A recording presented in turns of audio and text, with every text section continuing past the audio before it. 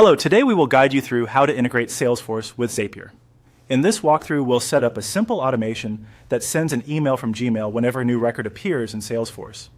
This is great for instant notifications, internal alerts, or quick follow-ups without manual checks.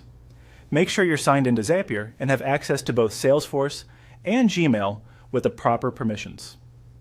Start on the Zapier homepage. From here, look for the Create option and choose to create a new Zap. A Zap is an automated workflow made of two parts: a trigger, which starts the process, and an action, which runs afterward. We'll use Salesforce as the trigger and Gmail as the action. In the editor, go to the Trigger section. In the app search, type Salesforce, then select it from the results. Next, choose the event that will kick things off. Select New Record. This tells Zapier to watch Salesforce for any brand new record being created. It's a flexible starting point and works well if you need broad coverage. If you see a prompt to connect your Salesforce account, follow the on-screen connection flow and ensure you're using an account with the right data access. With the trigger in place, move down to the Action section. Search for and select Gmail as your action app. Now choose the event for Gmail. Pick Send Email.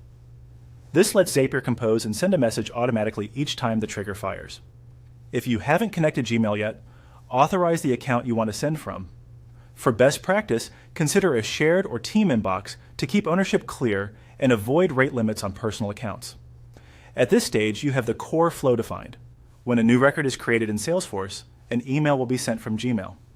You'll see fields to configure later, like the recipient, subject, and body, where you can insert details from the Salesforce record to personalize each message. Using dynamic fields keeps your emails relevant and reduces manual work. Also, be mindful of sending rules within your organization and any compliance requirements for customer data. That's it for setting up the foundation. You've connected Salesforce as the trigger and Gmail as the action, and selected the new record and send email events to automate notifications the moment new data lands in Salesforce.